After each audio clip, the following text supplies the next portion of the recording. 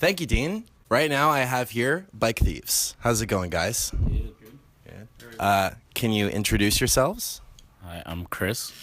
I'm Andrew. I'm Marco. Okay.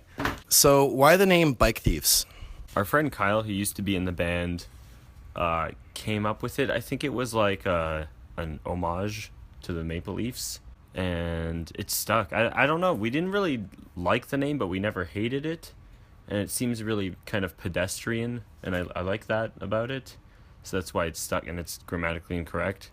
I like that it's pedestrian. I think that's part of why we stuck with it. We could have let go of it, like when we recorded our second to last EP. It was pretty much a new lineup. I guess we had our chance, and now we're in too deep. There is a band from Portland called Bike Thief, and we got an email the other day from like some local Portland radio station that was like, "Hey, love your stuff, want to play it?" And I was like, "Hey, sorry. You guys seem really great, though." Was that, I guess, like an homage to the 1930s and 40s movie? Was it the Bicycle Thief? No. Actually, when we played in Halifax, there's a restaurant there called the Bicycle Thief, and we ate there, and it was actually a really good restaurant. It was really nice. Did you get like a discount just because of your band name? We tried. It didn't work. Didn't work? No. Oh man, scathing Yelp review, everyone. I love the flowers in it. Oh, and they have the bikes too. Yeah, it's a nice restaurant. It's themed after the movie. Oh, word. Okay. Yeah. That's really sick. Just for reference, that's them right there. They took a picture. They look lovely. If you could see there. They look beautiful. A really long selfie stick.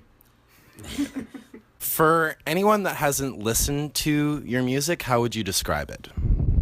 Like sloppy, noisy, jangly, yeah. Some of it's talky, some of it is singy. Every once in a while we get compared to Mets, but I think it's because I look like the guy from Mets.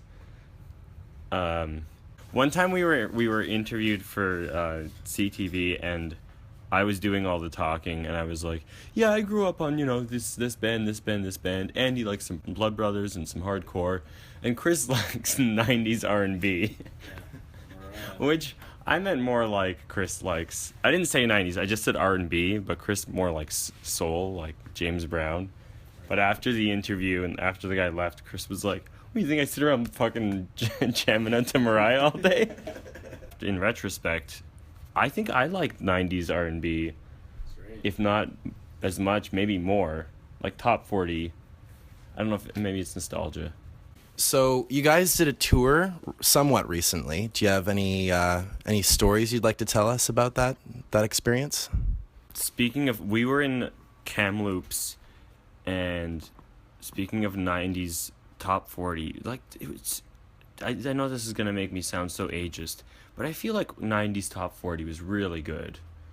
Like I don't really like top 40 now. Some of it, but like we played in this place that was attached to a bowling alley, and the bathroom was in the bowling alley, so I was on my way to the bathroom, and then I stopped, and it was after the set, so it's like 1 or whatever. And then I just look at this empty bowling alley, and it had like the glow in the dark bowling, and I just hear like and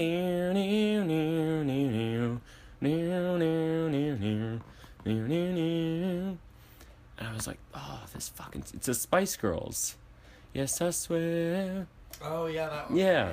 So that was a moment for me. No, there was we went and stayed in, when we went out to the West Coast to the British Columbia, we stayed in Kelowna with a couple of our friends for a few days. They live a very healthy, active lifestyle. They took us to this cliff. So first we went on a couple of like hikes with their dogs, and we were like, okay, this is fun. Like, this is really pretty. Chill. Yeah. And we saw some waterfalls, and we got to this big waterfall, and we're like, all right, well, this is like the end. That was really nice, and this is us sitting on a log, and it's beautiful. It's the first act of Stand By Me. I turned to my friend Russ, and I was like, all right, so, and he's like, I was like, where are we going now? And he's like, that way. And he points at basically a wall, and there was like this 85-degree incline that we climbed up And I was like, I don't like this. I stopped during that climb. I stopped twice and just said, I can't.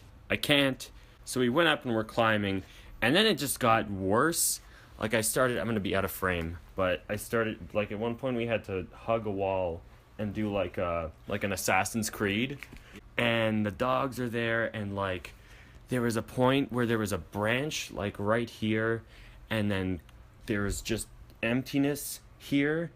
And Andy, can I switch spots with you? Yeah. So there's like just dirt, and like below is just spiky rocks. Chris kind of found a way. There's a big tree kind of sticking out this way, and he's up here, and I was like terrified. And Chris was like, don't look down, take my hand. Like this was Stand By Me Act 2. It got real. So I'm doing that, and Chris is like, tug at everything, at every rock, at every root. So like I'm going up, check the footing. So I'm pulling at like stumps of grass and like whatever.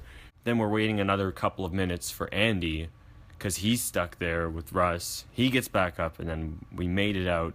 Once we get to flat ground, we get up. We see a sign that says like Parks and Rec government sanctioned sign, and it says like, don't climb down unsteady surface. And it says on the sign, the government wrote this, seriously dude, it's not worth it. That's like legit? Yeah, we went and we looked it up afterward. It's called Crawford Falls, and it's from top to bottom. It's a 300-foot, I guess, cavern, or not cavern, elevation. Yeah, it was the most terrified I've ever been in my life. I can maybe speak for Andy as well. I don't know, Chris. I had to walk a good 10, 20 feet away from the edge on our walk back to the car. Like, I couldn't go near it. Like, I lay down and hugged the ground when we got up. Like, wow, that's crazy. Yeah, it was. And this was in BC, right? Yeah. Yeah, it was not bueno. But it was also like... Did it rustle your jimmies? Oh, yeah. The It was jimmies were also like eye-opening, and, you know, don't take life for granted. Eat, pray, love. Yeah. Eat, Pray, so we went out and bought a bunch of copies of Eat, Pray, Love. Oh, so the next day we were in Edmonton to play another show, and we were with our friend Tony, and they have two roller coasters in the West Edmonton Mall. So we went into the West Edmonton Mall, and I have a fear of heights, which to underscore this story, I was like, I don't want to go on there. I was like, you know what? Fuck it. Like, this is a ride. And then I was telling the story to my sister. She was like, 2 people die a year on that roller coaster that you went on. So basically, just cheating death. Yeah, touring is fun. It's exhausting, and it's fun, and it's dirty, and it smells, and it's, you know. But that's probably the landmark story, the Hallmark story. I gotta start reading again. Anyway.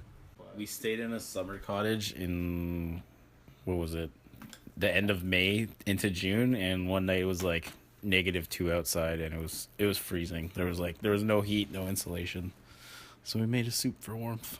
Weird. It was And we left delicious. the oven open for heat as well. Yes. Really? You left the oven open? We could see our breath inside. Oh my god. Yeah. So you guys were like legit cottaging during this tour. Yes. That's crazy. There was no insulation. My god. Did you guys have like a Bon Iver moment? You're just like, I need to write something right now. You know? No, we did like funnels of beer and just got rowdy. 3 of us. Word, that's sick. Yeah. So, do you have any plans for another release, maybe for the new year? Yeah, we recorded some stuff this summer in Toronto with Josh Crody, who's fantastic. He's done a bunch of records that we absolutely love.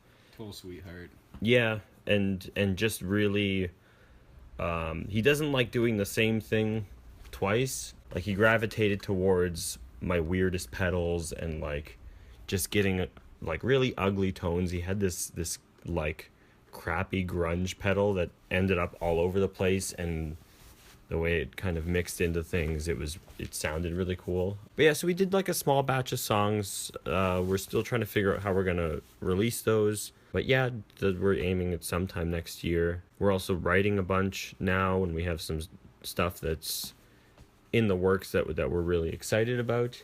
And yeah, hopefully we'll be able to get on some of that as well. We've been a band for a few years now, but this is the first time that we've got like a steady drummer that's going to be with us for more than one release. And it's I'm sticking around. Yeah, and it takes a while to feel people out, and I think we're all really starting to find our sound. Like there's always been stuff that we've put out that sounds consistent, but I feel like it's really starting to come together. Nice. And now we take it back to Dean for his album review. Take it away, Dean. And we're back with Bike Thieves. So now it's an open discussion. You can say anything that you like, any cusses. Just want to know, what was your favorite release of 2016 that you've listened to? Hamilton Leafhauser record. Who's that? He's the lead vocalist from the Walkmen. He did a record with Rotsam, one of the guys from Vampire Weekend. What'd you say that was called again? It's called I Had a Dream That You Were Mine. That Frank Ocean record's really cool. Oh, Blonde? Yeah. Yeah. I didn't listen to the one that's like 20 minutes, but I did listen to Blonde. The new Casper Skulls. Our friends in Casper Skulls put out an EP. Mm-hmm. That's really good. I think they're signed to Buzz Records now, right? Yeah. Weaves put out an album this year. It was actually really good. Oh, what band? Sorry, Weaves. Weaves. Yeah, also another Toronto band on Buzz. I really like. Actually, Marco got me into Parquet Courts, Brooklyn band. They're really cool. I actually really enjoy the stuff that they're doing. They're just fun to listen to. They put out a new one for 2016. Yeah, Human Performance. Human Performance. Yeah. Nice. Less punky, but it's still like they're really good with that kind of talky kind of style of post-punk vocals.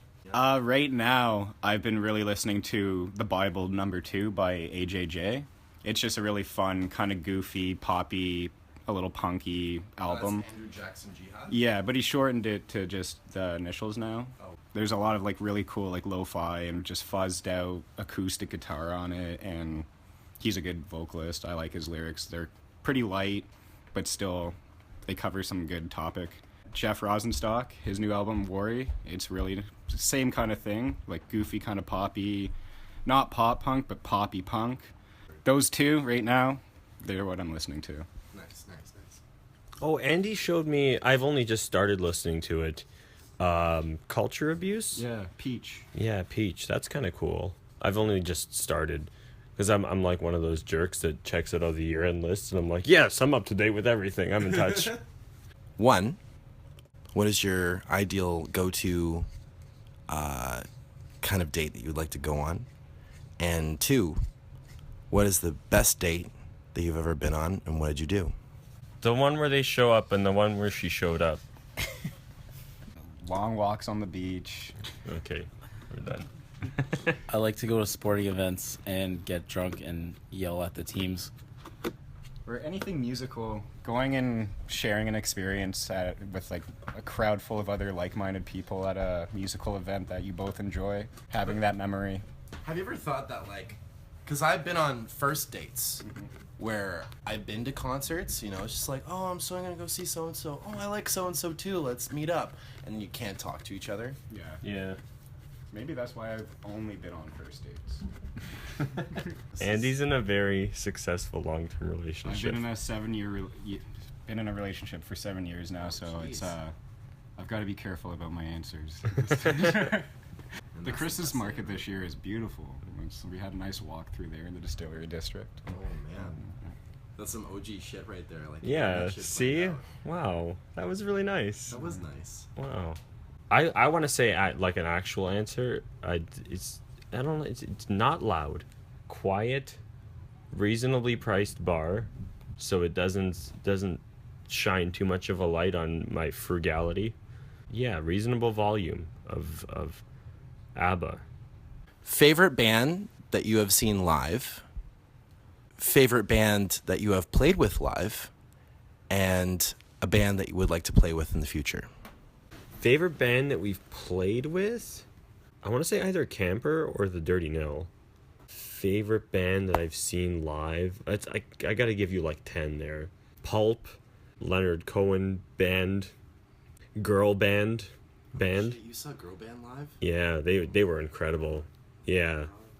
Parquet Courts, Queens of the Stone Age, Primus, surprisingly, was... What? Yeah, they were so much fun. Oh my god. Yeah. Bob Dylan sucked live. What? Yeah. I don't care who knows it. He did not face the audience. He was just playing on his keyboard like, "Argh." Said like 7 or 8 words. Favorite band that I would want to play with or open for? Queens of the Stone Age, Parquet Courts, Paul Band, girl band. Just transfer that list over. Just like everything. Even Leonard Cohen. Yeah, Leonard Cohen. Favorite band we've played with may be the Yardlets, which are a really cool band from Montreal. Favorite band I've seen would probably have to be the Chariot, just because of the raw energy and emotion that came with it for me.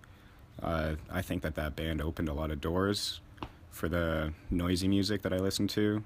Band that I would like to play with, I'd love to play with the Toronto Boys Mets. Awesome band. Love listening to them.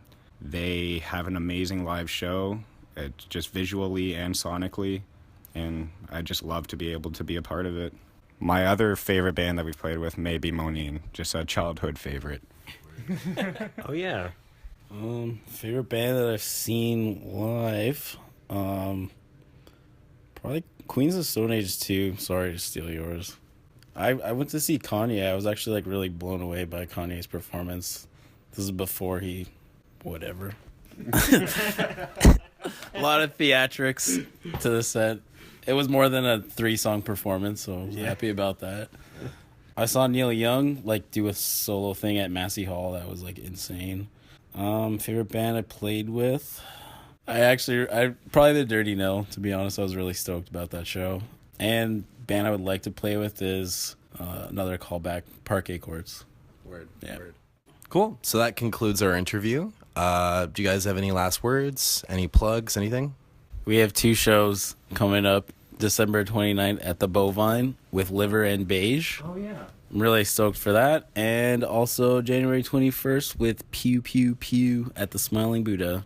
And Pony. And Pony. For the 2.5 year Smiling Buddha anniversary. Yeah. Word. All right, cool. Thank you guys so much for letting me in your space, and the best of luck to all of you. Stay safe. Stay safe, and don't rustle jimmies. Don't toss anybody's salad. You can butter their bread, though. Don't froth the milk. Don't froth the milk, guys and girls. Don't beat their eggs. See you guys. Bye. Thank you. See ya. Thanks for having Steam. No problem.